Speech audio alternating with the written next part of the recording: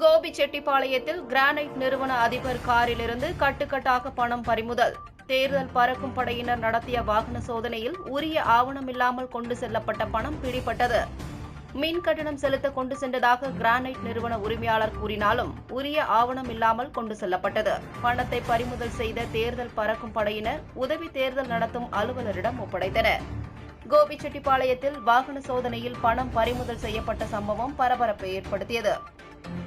நாடாளுமன்ற தேர்தலை முன்னிட்டு திருப்பூர் நாடாளுமன்ற தொகுதிக்குட்பட்ட கோபிச்செட்டிப்பாளையம் சட்டமன்ற தொகுதியில் உதவி தேர்தல் நடத்தும் அலுவலர் தலைமையில் தேர்தல் பறக்கும் படை அமைக்கப்பட்டு தீவிர வாகன சோதனையில் ஈடுபட்டு வருகின்றனர். அதன் ஒரு பகுதியாக கோபிச்செட்டிப்பாளையம் அருகே உள்ள கரட்டடிப்பாளையத்தில் தேர்தல் பறக்கும் படை அலுவலர் வேலுச்சாமி தலைமையில் சப் இன்ஸ்பெக்டர் ரத்தினம், காவலர்கள் பழனிசாமி, சக்திவேல் மற்றும் பெண் காவலர் மேகலா அடங்கிய குழுவினர் வாகன சோதனையில் ஈடுபட்டிருந்தனர். அப்போது டிஎன் பாளையத்திலிருந்து கோபி நோக்கி கரட்டடிப்பாளையம் வழியாக வந்த கார் ஒன்றை நிறுத்தி சோதனை செய்தனர்.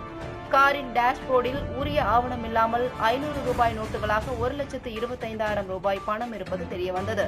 அதைத் தொடர்ந்து பணம் கொண்டு வந்தவரிடம் நடத்திய விசாரணையில் கோபிச்செட்டிப்பாளையம் அருகே உள்ள திருமால் நகரை சேர்ந்த கிரானைட் நிறுவன உரிமையாளர் சுப்புராஜ் மகன் வெங்கட்ராஜ் என்பதும், இவர் டிஎன் பாளையத்தில் கல் குவாரி வைத்திருப்பதும், குவாரியிலிருந்து கோபிச்செட்டிப்பாளையம் வரும்போது பணத்தை கொண்டு வந்திருப்பது தெரியவந்தது.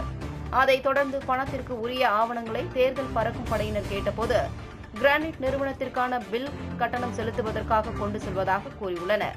ஆனால் காரில் இருந்த பணத்திற்கு உரிய ஆவணங்களை காண்பிக்காத நிலையில் 1,25,000 ரூபாயையும் பறிமுதல் செய்த பறக்கும் படையினர் உதவி தேர்தல் நடத்தும் அலுவலகத்தில் ஒப்படைத்தனர்.